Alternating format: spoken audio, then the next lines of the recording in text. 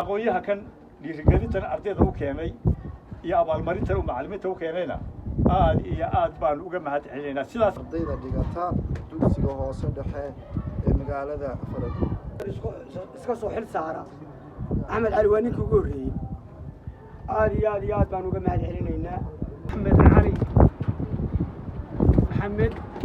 الله ما عمرك يقول رئيسه ويماده هالكن أو حقبته وعمرك لبعض الصدحات بانفلية وهالكن ويماده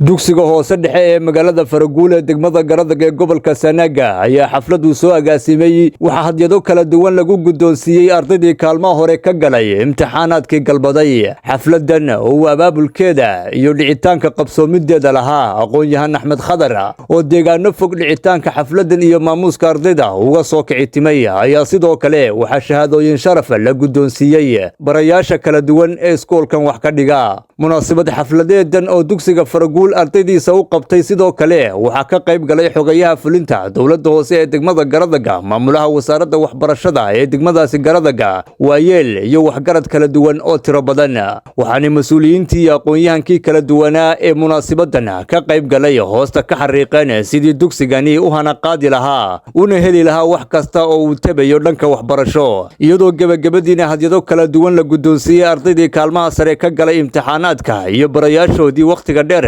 تعبك وحبرشو قليي maanta isugu timi dugsigii hoose dhexe ee magaalada Faraguul waqtigaas oo ujeedka halkan isugu yimaadeen maanta ay tahay abaalmarinta sanad dugsiyeedka ardayda dhigata dugsiga hoose dhexe ee magaalada Faraguul awalan waxaan aad iyo aad ugu mahadnaqaynaa shakhsiga soo diyaariyay xafladan run ahaantii dhaqaale iyo waqtiba geliyay oo halkan inala joogo oo aqoon-yahan Axmed Khadar Cali Maxamed aad iyo aad baan ugu horeynta ugu mahadnaqayaa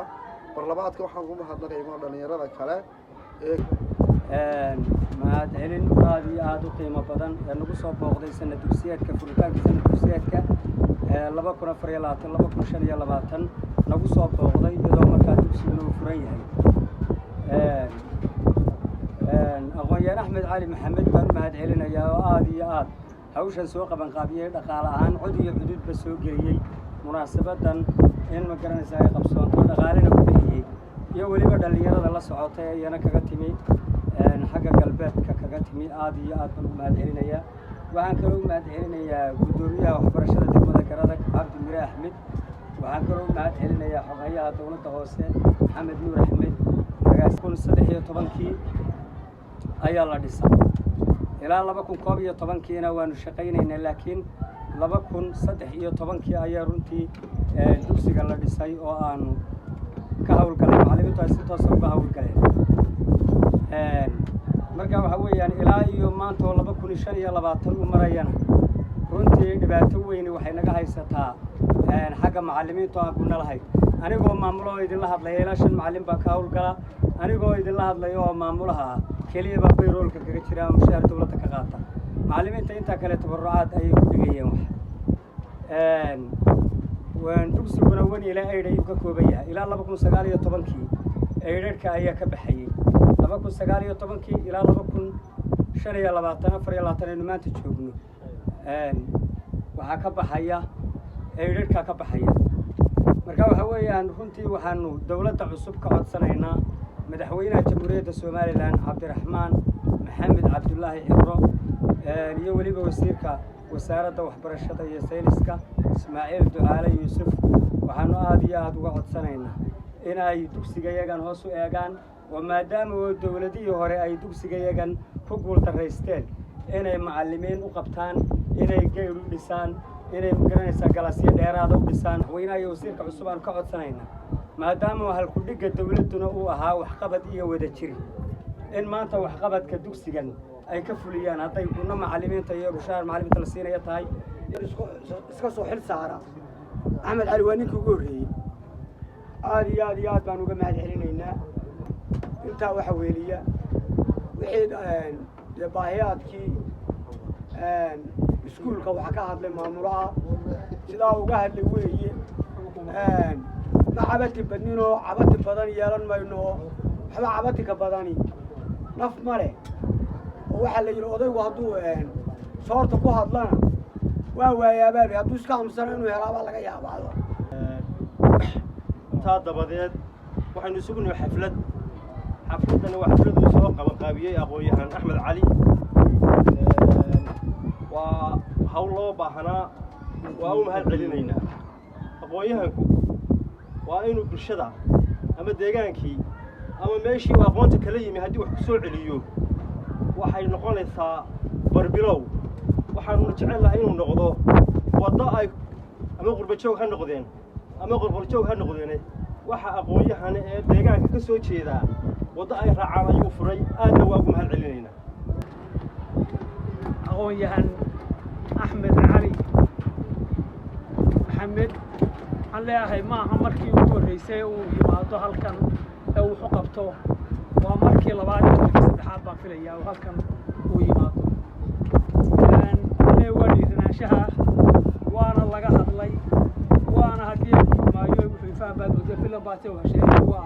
gurigiisii iyo haddii aad xugmaayo dadkiisii oo haddii aad xugmaayo wuxuu u qabto iyo wuxuu soo qaadaba uu haabto waxbarashada isagana waxaan leeyahay saas oo kale gudoomiye aad iyo aadna waa kuu salaamaynaa wixii hawlahay haddii aad xugmaayo baahiyaada gudbintooda iyo ka shaqayntooda iyo hadalkooda adigaa le safarkan waxaa inaan xoogaa lagu noqono bilfaraguud iyo iskuulkeeda iyo baahiyaheeda inta yaroo iska dalig joojinayo ardayda dhiirigelin ana aan soo gaarsiiyo aqoon-yahanku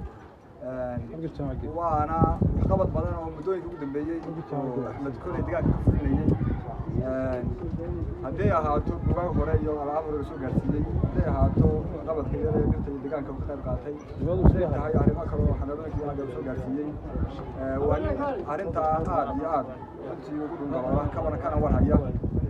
munaasabadana maxkamadana sugan waxay daaranayd in xadiyado iyo jaayisooyin lagu guddoonsiiyo ardayda ku saraysa imtixaanaadka ee dugsiga deegaanka Faraguul ee degmada Garadag kaasoo runtii ah iskuul in muddo shaqaynayay arday fara badan ay ka aflaxday kolley xafladdan ujeedkeedu wuxuu ahaa inaynu dhiirigelinno ardayda yaryar ee iskuulka dhigata hoose dhexe ee degmada Faraguul si markaa moraalkooda waxbarasho iyo aynu u dhisnay inay hore u sii socdaan intaa kadib qodobka kale aynu halkan arkaynaa waxaa weeye sida laga dhawaajiyey horta guud ahaan magaalada baahiyo fara badan oo asaasiya baa ka maqan haddaynu u soo noqoto tan dugsiga aynu haddeer joognana waxaynu arkaynaa iskuulka sidii laga dhawaajiyey in dhammaan waxyaabihii muhiimka u ahaa ay ka wada maqan yihiin hadday tahay fasalladoo ku yar macallimiinta oo bilaa mushahara iskuulku securitygiisu ma hagaagsano oo dee waxaynu arkaynaa geyd ma laha waxyaabo badan oo kalea dee jiro oo ku yar ardayda lafteeda waxaan dareemayaa inay yar tahay oo aanay waalidiintu arday fara badan ay dee guryaha ku hayaan iskuulka keenin marka intaasoo qodob oo isbiirsaday waxaynu ku soo aruurinaynaa dugsigii baahi fara badan baa ka taagan haddaba baahidaasi dhowr meelood bay ku xidhan tahay in wax laga qabto horta haani guul bay ka talantaa bay Soomaalidu tiraahdaa haddii aanay dadka deegaanku iyagu is abaabulin oo baahiyaha iyo mushkiladaha iskuulka ku gadaaman aanay iyagu is qaabayn oo is ururin oo aanay hormuud ka noqon horta waxba hagaagi maayaan wasaaradda degmada Garadag oo baaq loo diro iyo mid guud oo xarunta dhexe wasaaradda loo diraana waxba ma tarayso horta marka koowaad fariinta halka diraya waxa weeye dadka deegaanka iskuulka ku yaalo halkan Faraguul ee dad caayda kala maaha dad xoolale waa dad miyi iyo magaalo iyo dibadda meel walba ku dhaqan taa horta fariin baan u diray iskuulkan guddi rasmi ah oo u dhaqdhaqaaqada loo helo guddidaasoo ka imanaysa magaalada qaar Garada ka dhisan ilaa magaalooyinka kale ilaa qurbaan guud ahaana deegaanka degmada Garadag oo isagoo isku duruufay yahay haddana halkan waxaanu arkaynaa duruufta aad bay uga sii duwantay axmed cali oo isagu soo qabanqaabiyey abaalmarinadan uu ugu talagalay isagu inuu ku dhiirigeliyo ardayda dugsiga Faraguul aad iyo aad baan ugu mahadcelinaya isagana dugsiga Faraguul sidaa laga sheekeeyey muddo badan buu jiro shaqaynayay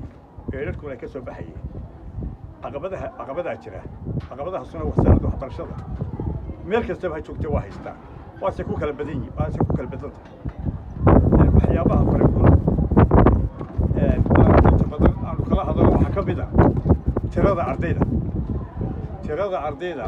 ma badna dadka deegaanka degan iyo tirada ardayduna wax isu dhow maaha kulkii waa ogtihiin oo waa bilaashoo lacag layskama qaado kuraastu waa taallaa dhismayaashii waa yaalliin macallimiinta ama mushahar ha qaato ama volunteer ku shaqeeya waa joogaa carruurta keena uun baa laydin leeyahay carruurta la kaalada idinkeena idan anfacaysaa berito oo dee haddeerba ninkaa wax soo bartay waa kaashii magaaladii aad ka soo jeeday wax ku celi markaa waxaan leeyahay carruurta ha la keeno intaa markaa ka gudbo warbixinta dugsiga Faragule wasaaradda waxbarashadu way haysaa hadday tahay gobol iyo hadday tahay heer qaranba way haysaa wasaaradda waxbarashada qoyaankaasi u soo kamakaabiyey inuu siiyo abaalmarino si loogu dhiirigeliyo alxamdulilaahi rabbil caalamiin halkaas kulley waa laga guddoomay deegaanka waa ka guddoomay annagoo ka guddoonnay waxaan si gaar u salaamayaa halkan maraya oo safarkan lagala qayb ahaa arrinta ugu weyn ee meesha maanta lagaga hadlay waxa weeyaan inaynu isu tashanno dadka deegaanku ay isu tashadaan dawladduna doorkeeda siiyo hadday tahay mid degmo iyo mid gobol iyo sidoo kale dee qarankaba